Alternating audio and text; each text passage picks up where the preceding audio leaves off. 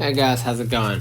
How to track keyword rankings with Bluehost. So first of all, go ahead to the official website and make sure that you buy the best plan. And if you want to buy the best plan, please visit the link in the description box.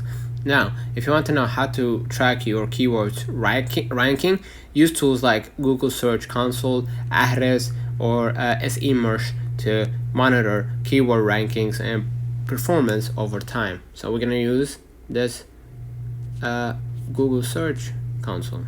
Alright, and then basically we're gonna just see what's trending, right, and how to implement that on our site, right, and to get more traffic. So you can use this website to implement and know basically what's the trend around the world and how to basically use that to your advantage. Let me know in the comments if this video helped you. Don't forget to like and subscribe, and thank you for watching.